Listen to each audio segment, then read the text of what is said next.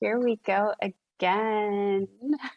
We just did this yesterday because we skipped last week because my Wi-Fi wasn't so great. So, but it's Here like we it's a are. new week. Here we are again. It is. So welcome everybody into the Who University podcast. And you know what? I realized one of the podcasts I was watching, we don't introduce ourselves. Maybe we should. Okay. So I will introduce you, the lovely Erin, who is lives in Maui, Hawaii right now, and is a world traveler and one of my favorite playmates and person to spend time with and to create with and to just enjoy life with. So that's juicy and fun. Okay, so then I guess I'll introduce Tanya as my BFF, my business partner, my partner in crime of all the things, who's currently in, I want to say like Sausalito, right? Is that Salinas, California? Salinas. But isn't that near Sausalito? I don't know. Oh, okay. Anyways, she's in the process of buying a boat that I need to learn how to sail so I can go sail her boat. We have lots of fun together. Yes. All joking aside, and I wrote this about your bio the other day, is like, I've dreamt my whole life to find someone like you. And so I'm being serious. So I always want you to know that, even though I have said that before, and never take that for granted. And I feel the same about you. Yeah. So good. You ready to play, lover? Yeah, let's do it. Let's do it. All right. So we like to always start each of our podcasts by bringing us together, bringing Erin and I together, bringing the energy of the message that we want to share and play with all of you together, and connecting outside of ourselves the same way that we practice connecting within ourselves. So I just want to invite you all to look around.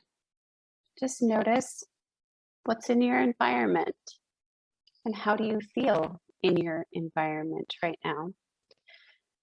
What kind of vibration is outside of you? And when we say vibration, we're talking about, just what are your senses picking up? Is it quiet? Is it loud? Do you like that? Do you not? Is it bright? Is it warm? Is it cold? Do you like that? Do you not? Like Erin likes it warm, and so do I. And I'm freezing even though I have sunshine and blue skies right now. Hang on one second, Tanya, because I'm feeling like or your audio is good sometimes and then it's not. And I wonder if it's a Wi-Fi thing or if it is you're moving around. Let's try it. Let's see. How's that? It is. It goes in and out. Goes in and out? I hear you, and then it's like crinkly, garbly a little bit. Like it's not necessarily when we hit our, when you hit this sounds very different than when you have like Wi-Fi. So we'll see. Okay. Keep talking. Okay. Better. I'm going to keep my microphone up just in case, and we'll see how that goes. So as you're looking around your environment, just notice like what aspects are pleasing, what aspects feel good, what you enjoy, what you like, what maybe you dislike, and just bringing that into your awareness. Because as we do this, we're basically connecting with the vibration that is in our body. So everything that is outside of us is also inside of us. Our bodies are basically just these walking sensory devices that are picking up what we're seeing, what we're hearing, what we're smelling, what we're tasting, what we're feeling in touch, internally and externally. So having that awareness to start noticing, like, what is the environment that I'm in? How am I sensing that inside this body? And my intention is to bring you to an awareness of what's going on inside of you. So, with that, let's just take a breath together.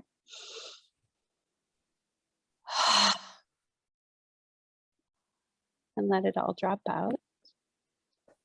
And with this next breath, I just want to invite everyone who's listening to just notice how the breath is coming in and how it's going out. Is there any resistance?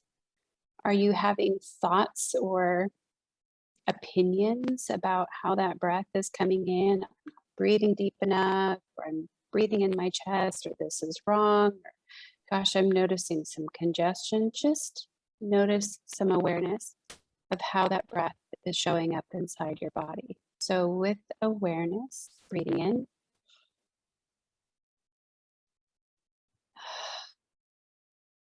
and breathing out. And on that note, today we're talking about the shoulds and the shouldn'ts. Are you shoulding yourself, or are you letting others should on you?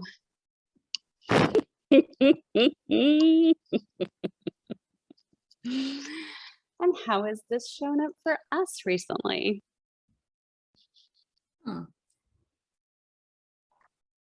That's a good question. I don't know if it's shown up. Okay. Shooting myself, it shows up. I've kind of let go of telling my husband what he should and should not do. So that doesn't come out too often. I always ask, can I ask you a question? Not, is it like, you need to do this, you should do that? No. Yeah, that doesn't work so well. But shooting myself, what were we going to say? I was just going to ask if we can just can we dive into the most recent? Oh, yeah. All right. So what we're going to talk about in this particular case, we can talk about both of our wounds. You and I, one of the things that we've always been about is I don't know better than you. You don't know better than me. We don't know better than other people. And we're always real. We're raw. We're vulnerable. We're exposing ourselves to the world, basically. So you can see, we're peeps just like you.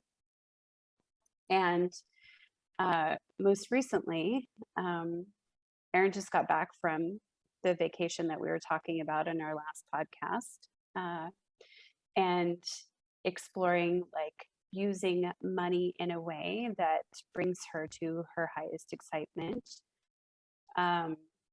And when I was talking about coming to see you in the next week or two, you were like, can all of this really be happening? Can I really do this? And realizing all of the shoulds and shouldn'ts that you have been given by not only your parents, but really the generations that came before you about how you spend money, what you do with your money, and what has been the big shoulds and shouldn'ts for you. Yeah. I'm nodding my head for those of you that aren't watching. I'm like, yeah. Shitting myself around how we use our money, around that it's always been okay to use it for a nice house. It's always been okay. And this, when I say it's always been okay, what I mean is this is what I've been taught, right?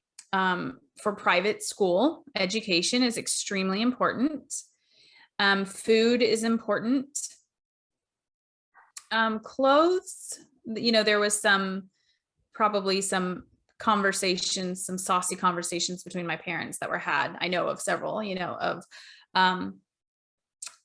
clothes that fit me really good that may have cost more money, but my father wanting them to be me to make do with, the cheaper one. And I don't know necessarily if they were a name brand, but for sure they were, they just fit me.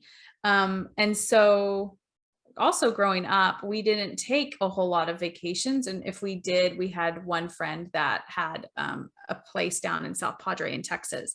So we would go with them. So vacations was never modeled for me growing up.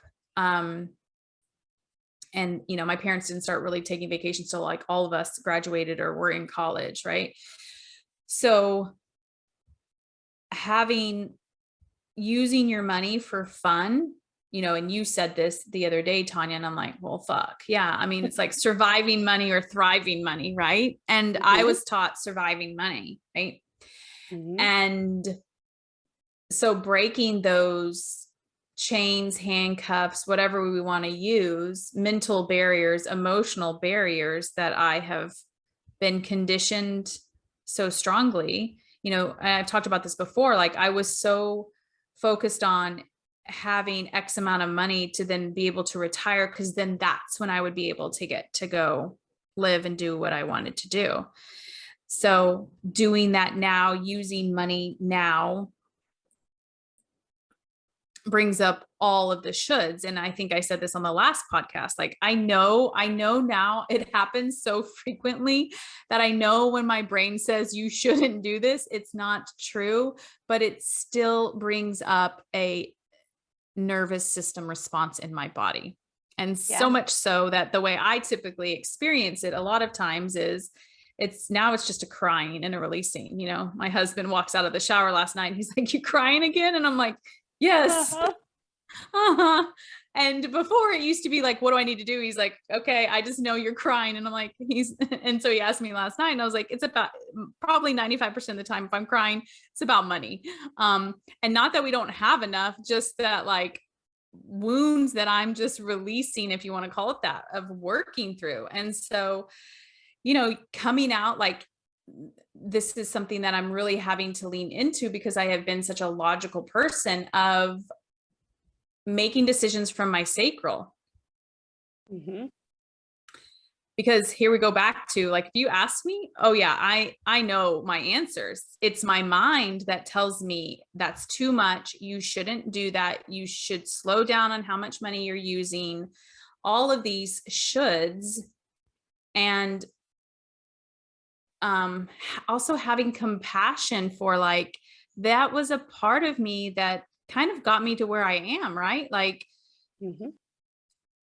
and also still feels like shit when it happens, right? Let's just be honest. It doesn't feel good.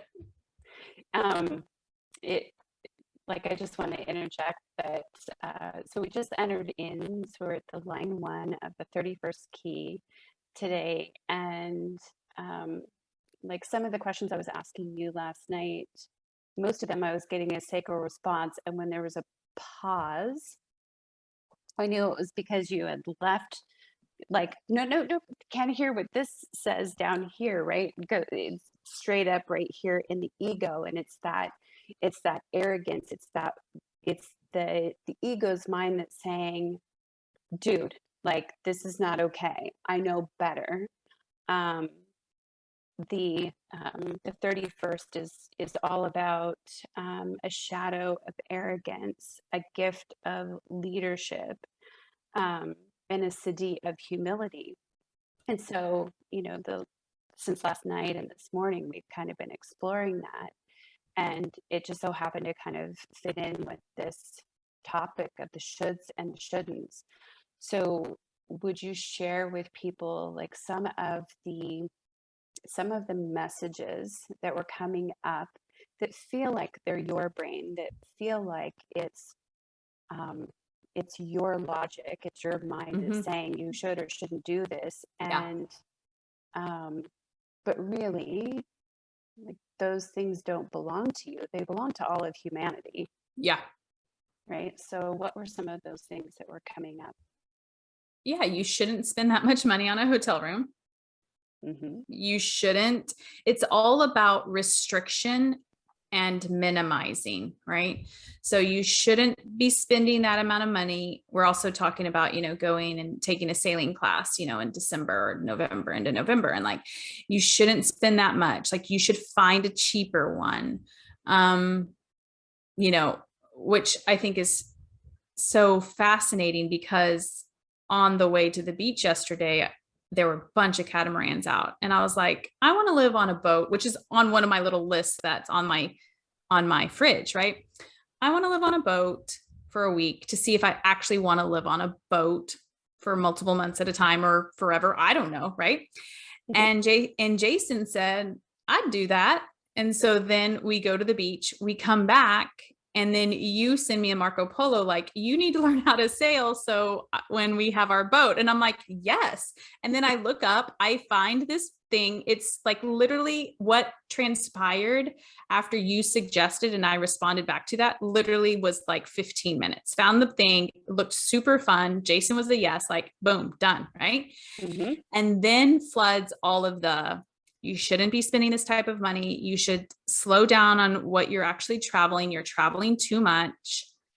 Yeah, it just goes back to all of those restrictions of like, you shouldn't be doing this. And when I used to hear it, I believed it, right? And so I wouldn't, right? I would stop spending money. I would constrict us. I would get very controlling with the money. But that fucking feels like shit too, you know? Yeah. Well, and for those of you that are listening that sometimes think, well, hold up here a minute. Like, you're talking about hotel rooms and this and that, but like, I'm thinking about what I should or shouldn't spend money on at the grocery store, or if I allowed myself to spend money on the things that I wanted, like, I would be out of control. And so there's so much fear that reigns that in that belief and lack, that we are essentially limiting our choices. And I love the fact that this particular key has a dilemma of choice. What are we allowing ourselves to choose? And like, there's discomfort in the I have no choices. It also keeps us very much in a state of being a victim. There's such deep limitation that we tend to, narrow what choices we have, and we think that that's the absolute truth. And part of what you and I practice is breaking all of that up. And it's damn uncomfortable. It's It'll bring definitely. you to your knees. I mean, there's been plenty of times where, I mean, I'm not joking when I say that, where I have had, full body hives for sure in my underarms, not wanting to get out of bed, like you're just sobbing. And is it like that every time? No. Does it get easier? I guess you still feel those emotions, but they don't last as long. And everybody has their thing, right? So, if going back to what you were saying, well, like, that's easy for you to say, lady, with, hotel rooms, but I didn't start at the hotel rooms. I started at the grocery store. I started at the grocery store buying organic over regular because the bananas tasted better. Mm-hmm. That's where I started. Did it make sense? No. Did it taste better? Yes. But even before that, Mm-hmm. like, just thinking about time, like allowing yourself to spend time To eat. to eat. How money drove you, like, you thinking you had this many choices. And for those of you that are listening, I'm like taking my hands from far out and bringing them really, really, really close together, like narrowing our choices, the beliefs that we think that we can make, because of where everyone else has told us, well, you shouldn't do it this way or you shouldn't do it that way. And even, going back to your maternity leave, like the choices that you spent, like how did you spend your time? And, in a world where we have equated time with money, Well, let's not you say maternity leave. Let's just say I mean, I know you're saying maternity leave, like, right. But like some people get like 2 months, 3 months, 4 months. I don't know what people get. Right. Like Mhm. I didn't even give myself, I did give myself 2 weeks, but that doesn't mean I wasn't connected and working. I just wasn't sitting at my desk, but I for sure was on my phone and all of the things and believing. And this goes back to pleasing, and this goes back to arrogance and my ego, right? Of there's no one else that can do it. Mm-hmm. And so I'll have to do it, believing that. And how did you have outside forces that were supporting that belief? Yes. Right? Yes. You had people, like your family. You had a family business. Were part of a family Yeah. business, Right. and all of those, like, well, you should, and you, like, Yeah. you There's should no be this. maternity leave, right? Versus me saying, I know that there's no maternity leave, but I'm going to take 3 months off with my baby. So whatever you need to do to take care of your business for 3 months, you need to do that. I honestly, at that point, I did not think that that was a choice. Mm-hmm. I didn't. And so I was like, and I was on the bus of like, you do whatever it takes, right? Like Mm-hmm. that was the bus membership I belonged to. And so I do remember I had originally thought I was going to take 1 week off. And I remember telling Jason, I think I'm going to do 2 because I know I'm never going to have a baby again.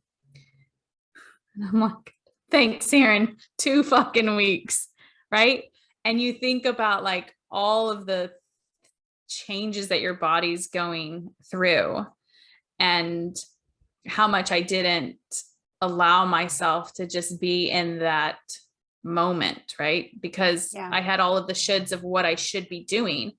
Um, so yeah, I mean, when you have no one pressures you, right? Like that is, but when you believe what other people say, Mm-hmm. when their story kind of matches your story and you buy into that, then you continue to should yourself because you have lots of evidence or lots of examples Mm-hmm. in front of you that say that's just the way that it is. Like there is no choice. This is what it is. Yeah. I give sweet little Aaron, 32-year-old Aaron, some love because Mm-hmm. talk about let's be honest right now. Like that is one of the things that still kind of gets me a little bit of can't go back and change things, right? But like that was not thinking that I had a choice and how much pressure I think as women we put on ourselves to be all the things to all the people. And how back then I would have never thought it would have been okay to just be like, I just want to be with my baby. Mm-hmm. And I mean, I know I've told the story before, but like planning her birth around payroll. And then that gave me 6 days to then be able to sit on a chair from a, vaginal delivery perspective, to be able to sit on a chair for 6 hours straight to be able to process payroll. And I getting think, up at like 3 a.m., just like, wow. yeah, I think this is an important piece for us to highlight. You know, I have I have had clients ask me, what is the work and how do you do the work? And I'm like trying to explain that in a way that people that are in that mode, in that moment, usually very much in a state of survival, Yeah. knowing that they're only going to hear a fraction of what I'm saying, if that at all.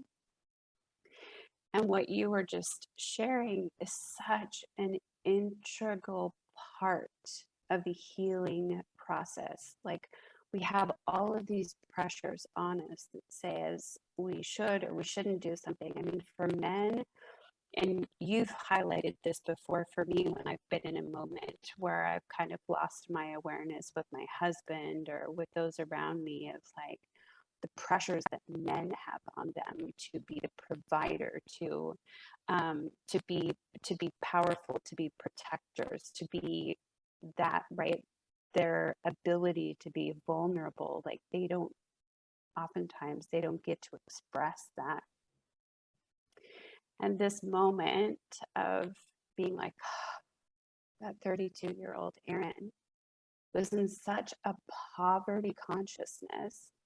And in this case, with like her time and her resources, what she had based on all of the shoulds and the shouldn'ts that she had been taught, well meaning, right?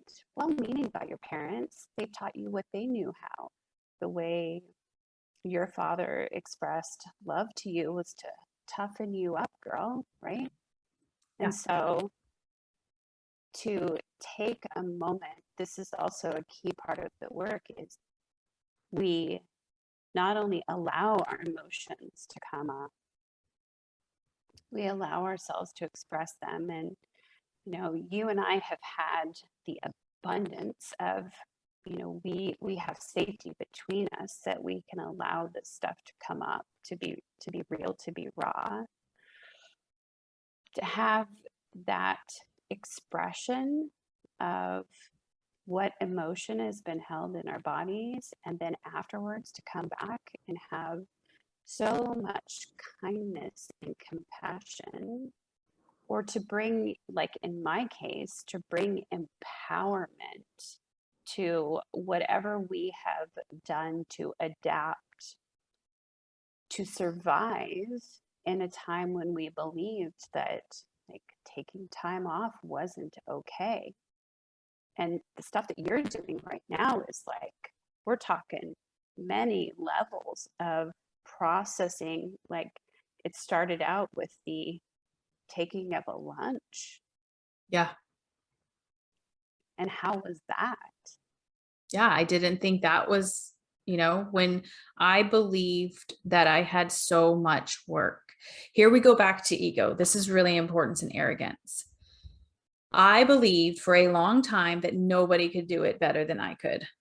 Bull fucking shit. Because if I were to die that day, they would figure it out.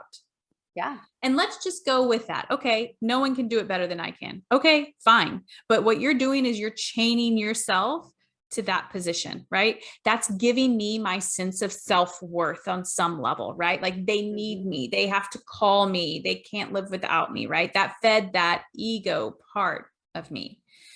So I fed into that for a long time. And what I had to realize is maybe they don't do it better. Even if my brain wants to still believe they don't, that's fine. 80% good enough. At least I'm not having to do it. And what I also had to work through is, because I also had the story of, if they fuck it up, I have to fix it. No, I do not. They have to fix it. They have to figure it out. Because who taught me? Me, right? So I had the belief of nobody can do it as good as I can. There's nobody, you know, all of these stories of this arrogance that I had, and to feed that ego. So I had to let some of that go, right? Mm-hmm. Maybe it wasn't working before or after me. That's fine, but it was working somehow, right? Like, and the truth be told, it's probably better without me, right? Because so many different, they have to expand too, right? Maybe they hire someone that only does. And so I also had, you know, we had someone, I kind of come in as the controller, and we had a bookkeeper, and then she left. And then that was that story I had. I'm faster. I'll just do it myself. So I took on 2 or 3 people's jobs. And so when I look back and I'm like, what were you doing? But I didn't know any different, right? And I don't mean it like, what were you doing? Oh, silly, stupid. It was just like, oh, sweet Erin, what were you thinking? You know, but so when I had the belief of, because it literally was so much work, like the bookkeeper side was so much work, believing that I couldn't stop for lunch, because if you add 30 minutes times 5 days a week, We're at 2.5 hours, right? That 2.5 hours has got to come from somewhere. And I'm already pressed for time. What am I going to do? Mm-hmm. And so really starting, I remember being in the shower telling Jason one time, well, it would really be nice if I could walk around the neighborhood during lunchtime, take a lunch. Like, isn't it nice for everyone else to take a lunch break, but I don't get to, right? Mm-hmm. But realizing like we're the ones preventing it. We're the ones choosing to not do that. Like that's available to us, right? That's available to say, I'm not answering my phone during lunch. And I mean, and if it's an emergency, you need to call 911 first, not me. Yeah. But this ego part of me that like wanted to be needed, wanted to be, run things by me because I didn't want to have to redo them or whatever. But I was just bottlenecking everything down and minimizing workflow and I mean, all kinds of things. So it started with, okay, I'm going to start taking a lunch. Mm-hmm. And it's allowing those urges, which I don't think we haven't had a podcast on that, but just like allowing that. What happens when someone calls? What am I going to do? What happens when I see the phone ring or, just leaving my phone in my office, my home office, and just starting with that and allowing it to be super uncomfortable, wanting to check my phone, feeling like, oh my gosh, what's going to happen when I get back at my desk? All of this like internal mental tennis match back and forth. Yeah. And allowing it. Yeah. And when you think about come a long way, man. Right? Yeah. Go ahead.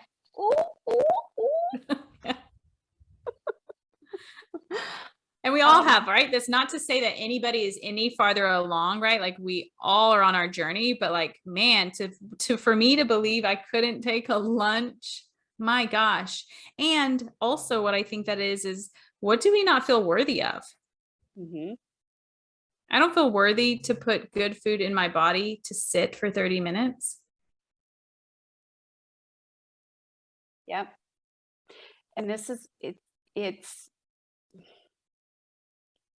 I'm grasping for my words at the moment. I don't want to grasp, just go. It's such an infection that just continues to breed and grow within us, that we believe things are a certain way. And we have the generations before us that have raised us with this, you should do it this way or you shouldn't do it this way because this way is going to lead to failure. This way is going to lead to success. And we get ourselves all turned up and sick and exhausted within that. And that's like, this is the thing that you and I, oddly enough, get off playing with, right? This idea of allowing ourselves to be supremely uncomfortable, allowing ourselves to be vulnerable, allowing ourselves to say, okay, where's my head trying to keep me safe? And how is it being sneaky? And how is it infected? My way of being who I am, like who you are is travel and adventure and exploring and like just even watching this evolution. I haven't known you through all of this, but this evolution of I can't afford to take a half an hour because I shouldn't let my dad's company down, or I shouldn't like put that on somebody else because I can do it so much faster. I should be responsible for this. To where we were yesterday when I was like, yep, I'm gonna come over, I'm gonna visit you for your birthday. And you said, oh, should we look at maybe spending a couple of nights somewhere? I'm like, damn straight, we should. It's your birthday. We're going to celebrate. We're going to celebrate Who University. We're going to celebrate making money from love instead of making money from fear. We're going to celebrate being in our highest excitement together. We have so many things to celebrate. We're going to celebrate me getting back on the water because I haven't been diving. Like, we have so much stuff to celebrate. And what were all the shoulds and the shouldn'ts that were coming up yesterday? Yeah. Also noticing that the shoulds and the shouldn'ts come up. It's almost like I've noticed kind of being onto my brain a little bit, right? Like, like when your mom or your dad, whoever it was, that was kind of like the tough parent, right? When you were having too much fun, that one parent kind of like had to come in and rein you in. That's the way that I think our brains are, right? Like, oh, Erin, you're having too much fun. You're going on too many trips. You're living too good of a life. You need to reel that shit back in. And that's when my brain. A half an hour lunch. Okay, that's Yeah. reasonable. But now Yeah. you're talking about doing another vacation. I mean, come on now. Yeah. Right? Yeah. And so like this, I know we're not talking about receiving, but it really is about receiving. Like, how good are we going to let it get? Right. Yeah. And I think the shoulds and the shouldn'ts reel us back in to keep us at that. I've talked about calibration or thermometer or set point, whatever we want to call it. Like, whatever amount of money we have, whatever time we have, we are currently comfortable in that setting. Mm-hmm. So anytime we try to break free from that and increase our, receiving of more money or more time or more friendships or fun, love, sex, whatever it is, right? That should and those shouldn'ts, I think, come in to kind of keep us back right where we are. Mm-hmm. And recognizing those patterns, and this comes back to awareness. And like when you had your clients ask you, well, how do you do the work? The awareness happens in the beginning after the fact, right? Mm-hmm. So for some of us, or for me, let's use this specific example. If I wasn't aware what was happening in the moment, it would have been hearing those shoulds and then not making the trip, not booking the trip. And then watching my mind say all of the shoulds or I shouldn't be doing, and noticing that pattern. And like every time I go to do something to expand, that's when my brain comes back in to say those should and shouldn't. And then then it moves to in the moment, right? Like, oh, I saw what was happening. And maybe, for me with money, it will maybe just be there. Like that might be one of the things that it just might always come up in the moment, right? Like, yeah, when you've got your 100 million and you're hiring your private jet and, we're like, oh, we're going to be at the Who University yacht this next weekend. And then we'll be back at the Who University property, the estate property, retreat center, whatever, right? Your brain's going to be like, but can you really afford that $2 bottle of water? It won't be the 2 bottle of water. It'd be like, do we really need to be private there and back, or, whatever it might be, right? Like, and that's the thing, is that like, as we up level, it just changes, right? Like, does, spending $1,000 on a night room bother me as much as it used to? No, it doesn't. But then now there's going to be another up level, right? There's going to be something else that's going to continue to expand. So it's noticing when you're like in, how do you do the work? It's, you notice it at first after it's happened, and with love and grace and compassion, because beating ourselves up for the way that we have been, I mean, it did get us here, right? It got us exactly to where we are, but do we want to stay here, or do we want to evolve? And when we evolve, do we want to evolve the same way that we kind of have gotten, from past to here? So, and I also, I just want to interject that having someone to reflect back to you is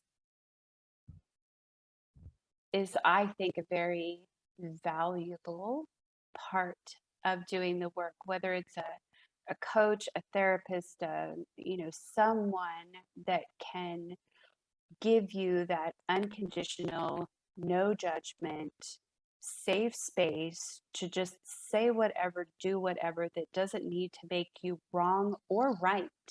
Like that's just as important, Yep. right?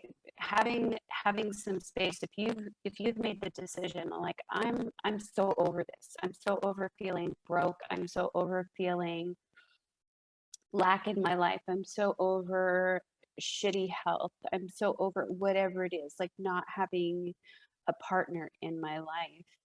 Having a space where you can start to explore, what have my beliefs been? What has been holding me in place? What are the should and shouldn'ts that have come along with my life? Having somebody to explore that with, priceless. Well, that's like one of the things with Who University, right? Is like having a place where people can come and share that. Because whether it's you thinking you shouldn't, yours has been empowerment, right? You shouldn't just tell your husband, I'm booking a plane flight to Maui and I'm going. Or it's my brain telling me I shouldn't spend that amount of money. At the core, it's still fear and lovability and worthiness and, acceptance. And so having that safe space to play and to see that, we all are the same. It just shows up differently, like what has been our thing. And we can have multiple things, right? But what's kind of been our thing, that's the shoulds and the shouldn'ts really get attached to. Mm-hmm. And I love the simplicity of law of attraction. Whatever vibration we're in is what we're going to attract. If we're angry all the time, we're going to attract angry people around us. We're going to attract an environment that breeds anger. We're going to attract experiences in our lives that bring anger out in us, and the momentum of that keeps going. Like this practice of like really observing anytime the word should or shouldn't, and we're kind of subliminally right now planting the seed within you, that if you just notice every time should or shouldn't gets interjected into your conversations, this is my evil hypnotic voice, like just having that awareness is so important, because with the law of attraction, one of the more challenging things, I mean, it is just a law, like attracts like, right? It gets pulled in, versus like if you think about a magnet, it has a positive and a negative side, right? We judge it as a good or a bad kind of thing.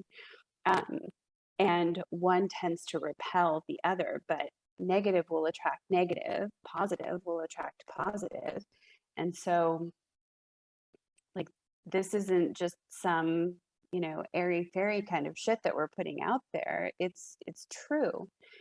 And when that has some momentum, breaking free from that momentum is one of the true challenges and struggles. And then practicing a different vibration, practicing a different way of being, and that requires us having some kindness, some compassion for each of those little increments that we're moving. I liken it to, in our last house, we had a ceiling fan that would blow either way. We had, vaulted ceilings.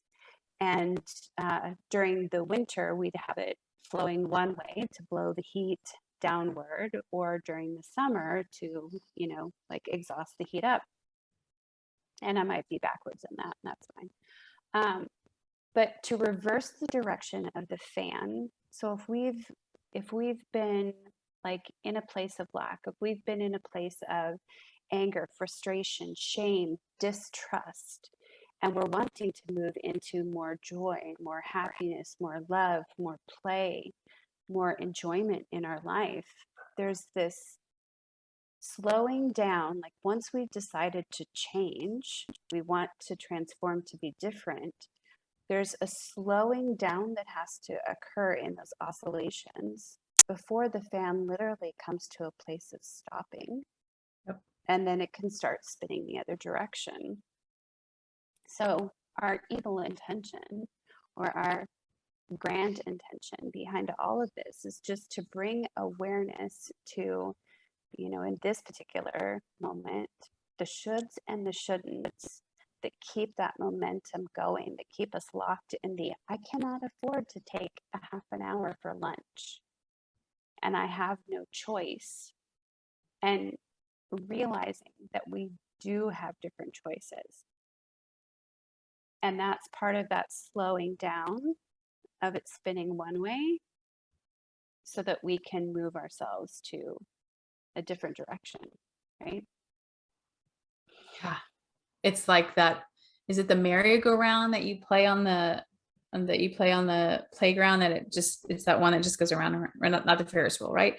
The merry-go-round. It's like you're going to continue, or a hamster wheel. Like how many of us have felt like that? It's just the same shit, different day.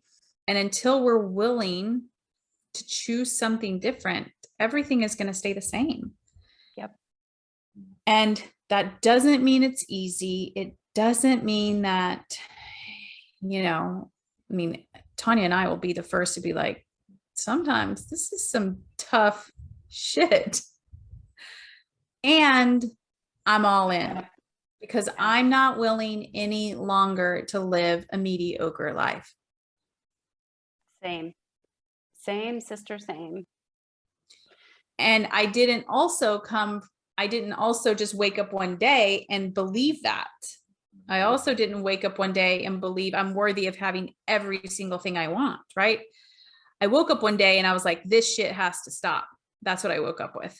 Mm-hmm. And then I took one simple, small step, and I just kept taking. It's kind of like, you ever see the people like with the marathons and they like come almost at the finish line and they're like huddled over and they're just like barely walking, right? Like they just kept going. And I think that is what's really important to highlight here. It's like, doesn't have to look pretty. It's not going to look pretty. It's not going to be in this linear fashion, but you will have shit your pants. You will have sweat through. You'll have chafing. You'll have like all the things.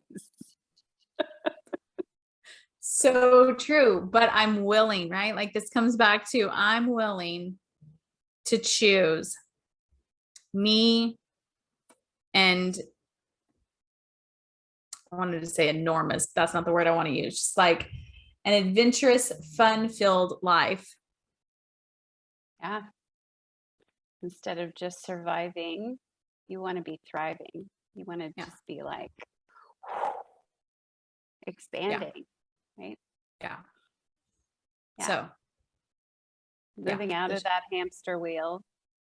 I talk to like a lot of my clients, we talk about the difference between being in the hamster wheel. It's like same every day, same shit, feeling the same, repeating the patterns, doing it over and over and over again and not really changing.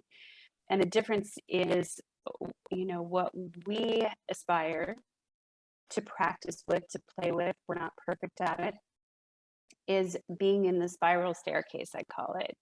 It's like, yeah, I might be in a 100-floor building climbing the spiral staircase, and it seems like I'm doing the same thing over and over, but each time I'm raising up, I'm like on a new floor, and I'm gonna keep going through that same experience of noticing where I'm like, I've got the shoulds and the shouldn'ts that are showing up, that are limiting my choices or my perception of what choices I have.